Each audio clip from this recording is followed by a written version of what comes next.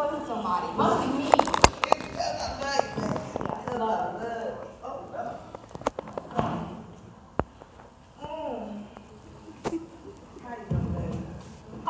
Oh, I'm doing fine, Granny. How's your grades looking? My grades? My grades are doing fine. They're alright, I guess. Huh? They're alright, I guess. Yes. You don't know what your grades are? Yeah, I do, Granny. Of course. They're A's and B's, maybe an F. An F? Trisha, what you got an F? Lord, let me get my medicine. What you got an F? In history. An F in history. Who gets an F in history? Who does that? Who does that? Granny, it's not just me, it's like everybody. Let me tell you, okay? Are you ready? History is boring. Yeah, I said it. History is just so boring. I mean, nothing seems relevant to my life today. Why should I care what they did like 100,000 years ago? I mean, that has nothing to do with me. And then I have to do this stupid report from Mr. Tucker over the civil rights movement. Ain't nobody got time for that. I know.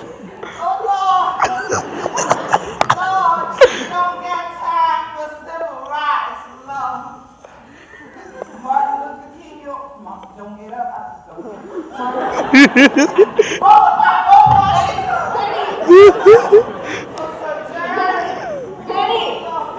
Granny, I know you're not having a heart attack right now, but you stop that. I should. You talk all that nonsense. Girl, you know what the problem with you? All y'all worried about is what's his, Lil Wayne and his nasty rap music. Yeah, and, Tweet. Who is Tweet? Who's Bird is? Who's the Bird is? It's called Twitter, Grandma. Oh, and that Miley Cyrus. No, Granny, now let me tell you, nobody's working anywhere. If I was, you would know. Let me tell you something, Trish. You know what? Is that the report? Yeah. Write this down. Trisha, too many people have fought and died for your rights. Do you hear me? Yes, The right for good education, the right for you to vote, the right for you to sit in a public place anytime, anywhere. If it wasn't for the civil rights leaders, people like Rosa Parks. On December 1st, 1955, Rosa Parks refused to give a receipt to a white man on a Montgomery bus. She was arrested and fined. The arrest of Mrs. Parks, an upgrading citizen, sparked the Montgomery Boys boycott. During the boycott, African Americans refused to ride city buses in Montgomery, Alabama, to protest segregated seating. The boycott took place from December 5th, 1955 to December 20th, 1956. Regarded as the first large-scale demonstration against segregation in the U.S., the boycott of public voices by blacks in Montgomery began on the day of Parks' court hearing and lasted 381 days. That's right, for more than a year, 381 days, blacks organized carpools to provide transportation for each other, or simply walked everywhere. The U.S. Supreme Court ultimately ordered Montgomery to integrate its bus system, and one of the leaders of the boycott, a young pastor named Martin Luther King Jr., emerged as a prominent national leader of the American civil rights movement in the wake of the action.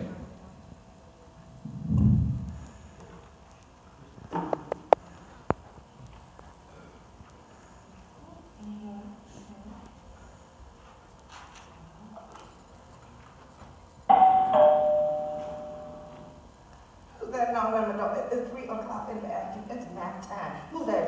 I'll get it, Granny. Oh, hey, Robert, how's it going? Come on in. Hey, Granny, you remember Robert, don't you? He's here to help me with my report. Hey, baby. How you doing? Baby? How you doing? Sit down, chick. Just chilling and enjoying life. What are y'all been doing all day? Oh, let me me tell you, she's been doing nothing but nagging me all day. You know how she is. Yes, I have been trying to get this child to appreciate things. You know, that is what's wrong with your kids today. Y'all don't appreciate nothing. Nothing. Whoa. Oh, you're old, Granny B. That stuff happened like 1,000 years ago. Has nothing to do with us now. Especially me. I'm Mexican. Well, I know you didn't. What? Do you understand that the civil rights movement was a struggle? Then, now, even for people of color, do you know that blacks could sit at a counter in the restaurant? Now, you, as a Mexican lady, what? Let me tell you, as long as you had any color in you, you were not trash. You were nothing, baby. Absolutely nothing. Yeah. I was in the back of the street, bro. Boy, I'm sorry. Let me tell you this. Things started to change with Castle Down. Things started to change in the 1960s, though. And the boys, 4 boys out of college, they went into this store to ask for coffee. That store, they were in a Greensboro, North Carolina. They found a way, I don't know how, but they asked for coffee. I mean, they found a way to stand up for our rights by sitting on down. They sure did. Find out. I think you're all right. You're all right. Yes, it's right.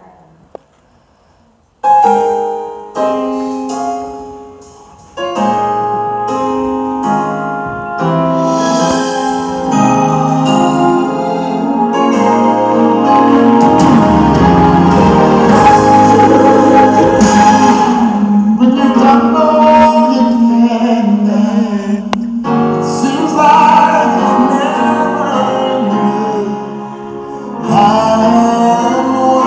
do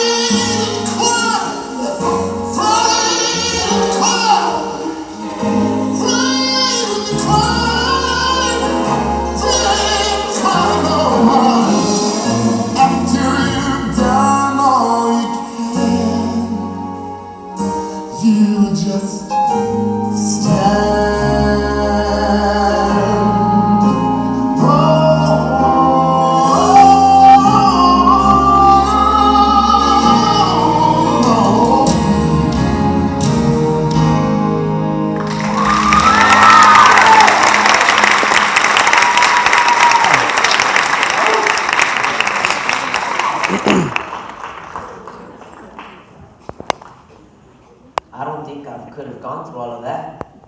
Child, you'd be surprised what you would withstand with a little bit of faith.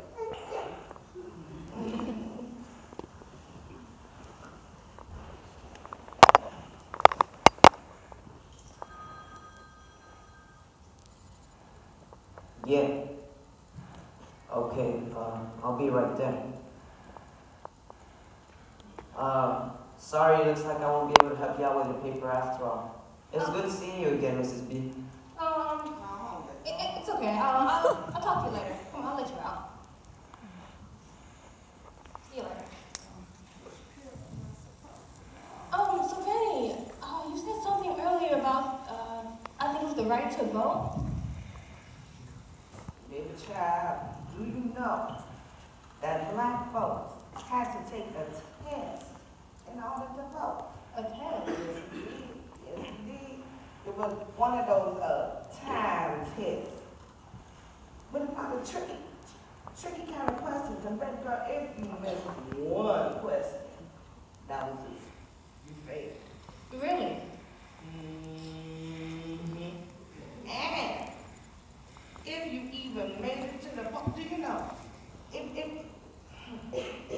Even if the test didn't keep you from voting, people would threaten your life. People died just to get a chance to vote. And you know what? Those 3 boys, when they were killed on that first day of Freedom Summer, it was like everybody heard about that cause and they just came to it. They came to it. Freedom Summer, what was that?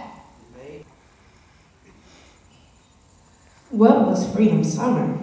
Freedom Summer was an effort by civil rights activists pledged to nonviolence to integrate Mississippi's segregated political system during 1964.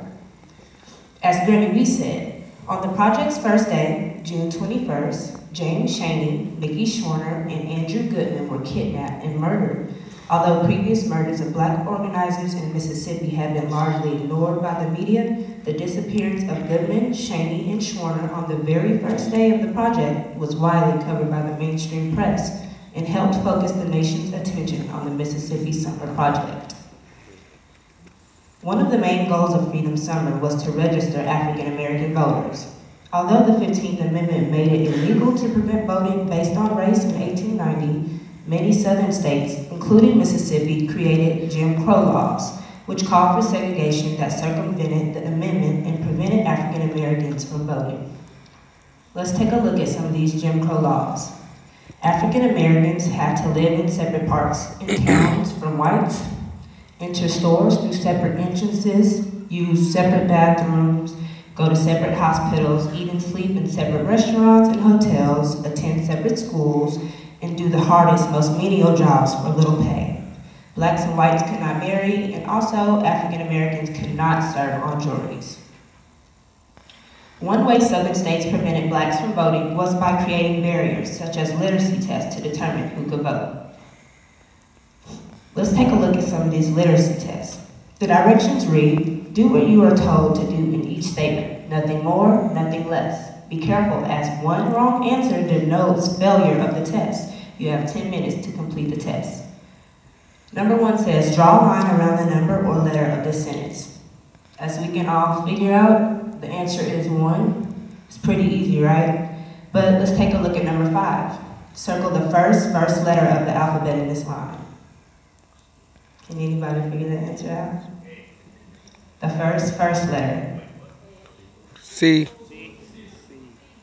Okay, C. Or what about number 6? In the space below, draw 3 circles, one inside engulfed by the other. What does that even mean? Though its members faced armed and violent opposition from powerful opponents, that summer, participants in Freedom Summer maintained their belief in their philosophy of nonviolence. Freedom Summer was a movement unique in American history. It was largely a grassroots movement led by relatively unknown leaders. The Civil Rights Act of 1964 required racial integration in public facilities like restaurants, hotels, libraries, schools, and hospitals, though some years passed before it was effectively enforced.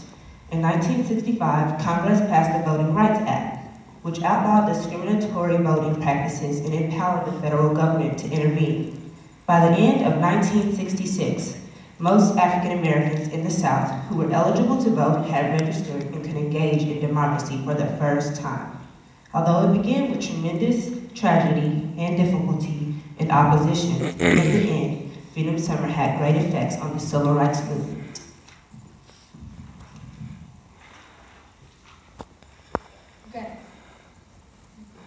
Granny, wow. You know, I didn't know you guys had been through all of that. I mean, how did you find the strength to continue without wanting to, like, kill someone? Baby, you can do anything when you got faith and you got prayer, okay?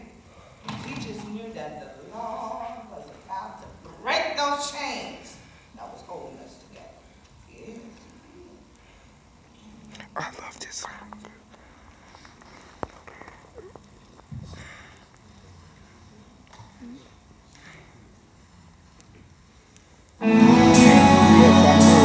There's an army rising up. There's an army rising up. Yeah.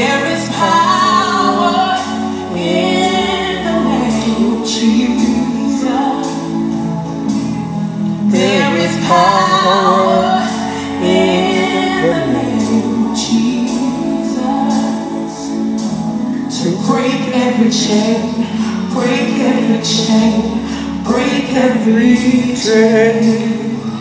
break every chain, break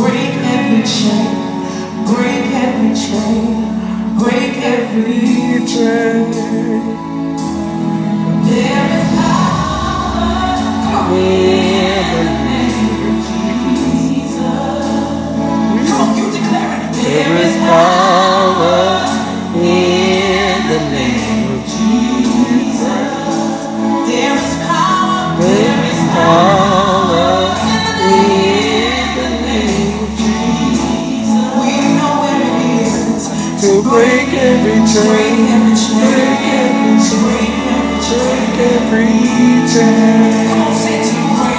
To break every chain, break every chain. Break every chain. There's an army rising up. There's an army rising up.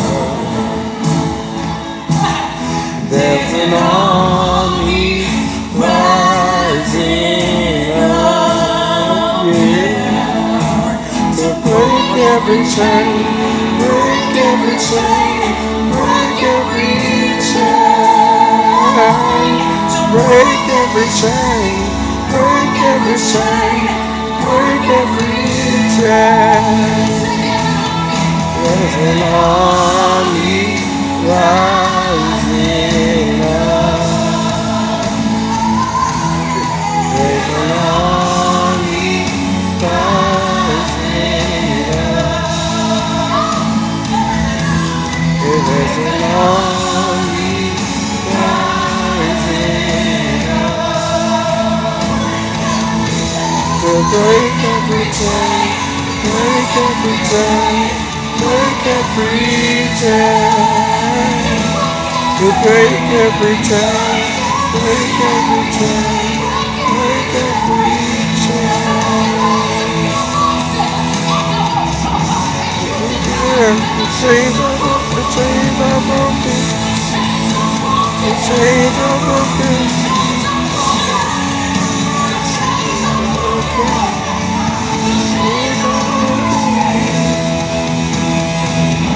I hear the chains falling. I hear the chains falling. I hear the chains falling. You gotta hear it. I hear the chains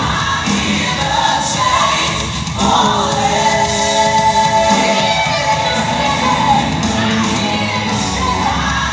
I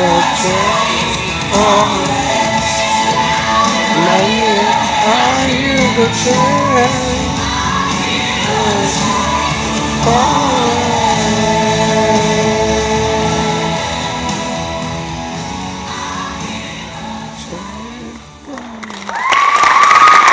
I love that song.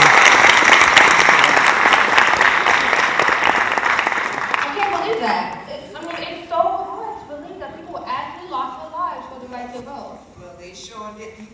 You know what gets me? Only 60% of people exercise their rights to vote now. 60. Really? Mm. Wow, that's terrible. You know, Granny, I wonder if Martin Luther King Jr. had lived, would he have been our first black president? Maybe, but you know that boy Malcolm? He would give him a run for his money, Malcolm X? Yeah. Wasn't he just like some crazy militant who advocated violence? Actually, baby, Malcolm and Martin Luther King, they wanted the same thing. They just, went about doing it differently. Let me tell you.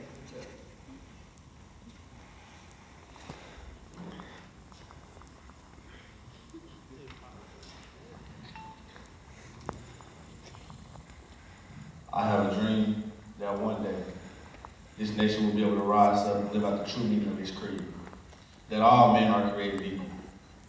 I have a dream. Nobody can give you freedom.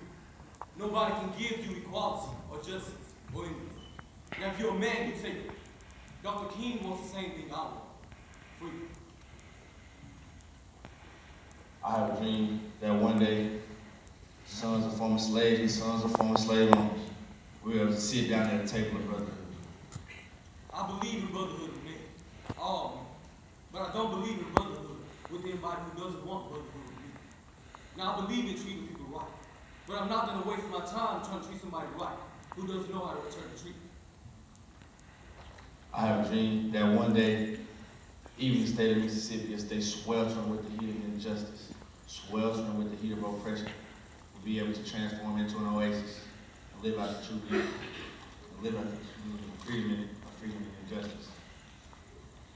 You don't have to be a man to fight for freedom. All you have to be is an intelligent human being. Now, if you're not ready to die for it, put the word freedom out of your vocabulary. I have a dream that my four little children will one day be able to live in a nation where they are not judged by the color of their skin or by the content of their character. I have a dream today. Our common goal as 22 million African Americans is respect as human beings. That God gave the right to be a human being. Now, our common goal is to obtain the human rights that America has been denied us. We can never get civil rights in America until our human rights are first restored. We will never be recognized as citizens until we are first recognized as humans. And when this happens, and when we let freedom ring from every village and every hamlet, every state and every city, we'll be able to speed up this day when all of God's children, white man and black man, Jews and Gentiles, Protestants and Catholics, will be able to join hands and sing the words of the old Negro spiritual. Free at last, free at last. Thank God Almighty, we are free at last. Let me tell you something, baby. These were some fine young gentlemen. But what I liked about them is that anytime they spoke in the public forum, they would have passion. They went about doing things differently, but they wanted the same thing. They wanted children to be afforded everything that the Constitution and the law gave to them. Yeah. Wow. You know, I never knew my history is so important. So full of such great leaders. You know, now I get it. Now I know why you're so proud of who you are, because you know what you and others like you had to fight for and struggle for. You know, I think I now have enough information to write my report now. Okay, Greg? I'll be right back. Okay, go back.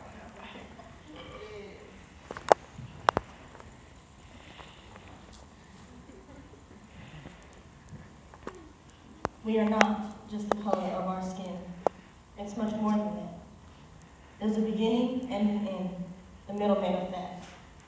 From Nobel Peace Prizes, speeches and marches, Martin Luther King Jr. and Rosa Parks, the I Have a Dream and the bus boycott. From segregated schools and water fountains, our ancestors who moved mountains, to make this world we can walk happily in freedom. We are not just the color of our skin. It's much more than that. Showing the world we aren't afraid to stand strong and that we too belong. In this world of ugliness and hate, we can stand together if we get our minds straight. We are not just the color of our skin. We come from more than nappy hair, color, and Negro. Wonderful singers and legends, war fighters, and now our president. Our ancestors proved what they can do. Now it's our turn to do it too. We are more than the N-word in finding in school.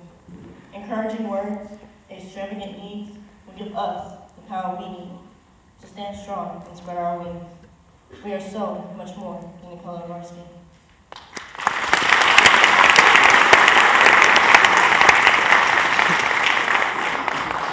Finally finished this report. Oh, I thought I'd never finish. Ready? Hey, Granny, wake up.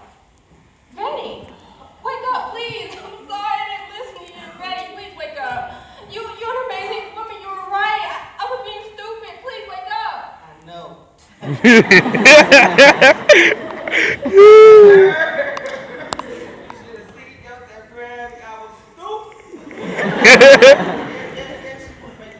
You know what? I am glad that you learned something today. What time? Oh, I did, believe me. Oh, you want to get it? I finished it.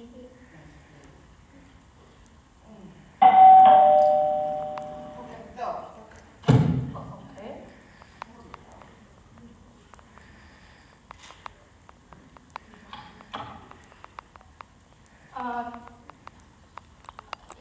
Nobody. Who is he? Oh. You got the wrong door. Don't get the back door. Who is this? Baby, I'm not. Who? Granny, wait. Who is this? That's my boo. Are we ready? You gonna go get turned up? Look at the dog. I'll be right back.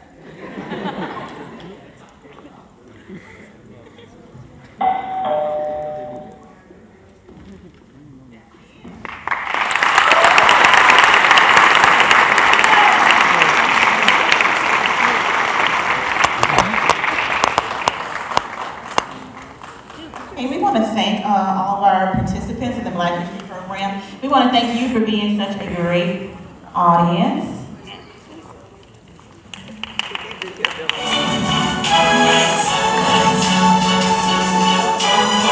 took us a lot of hours to get our program together. I want to thank our MCs. We will come on the stage, Stanley Brown, Deanna Martinez, Nerea Garcia, Kaylani Cruz, our student presenters, Anthony Harris, Desiree Phillips, our Freedom Summer presenter, Jalen Bell was Martin Luther King Jr., Darius Freeman is Malcolm X, Angela Stotts, her own original poetry, More Than the Color of Our Skin, our perfect praise dancers, Ashley Williams and Kayani Willis, Jalera Taylor, Markeisha Daniels, Taylor Barrard, Dravia Lamb, Andrea West, Pachovia Williams, and Ganala Sloan. And our awesome actors, we can't forget them. We have Eric Rowland as Robert, Miss Roach as Trisha's mom, Leilani Washington as Trisha, all the fabulous Miss Clauselle as Granny B. A very special thanks to our mime professional dancer, Mr. Corey Smith, the anointed dancer. We'd also like to thank the following people for assisting us: Ms. Kreiner for helping us with our speakers, Ms. Quadras for our technical support and lighting. Thank you, Ms. Quadras. Shayana Wright for helping us with assisting with production. Mr. Foster for video assistance with all those wonderful photos. Sarah Segura. Mr. Jones also as my co-producer. And the written, produced, directed, all that. Thank you so much for being a great audience. Mm-hmm.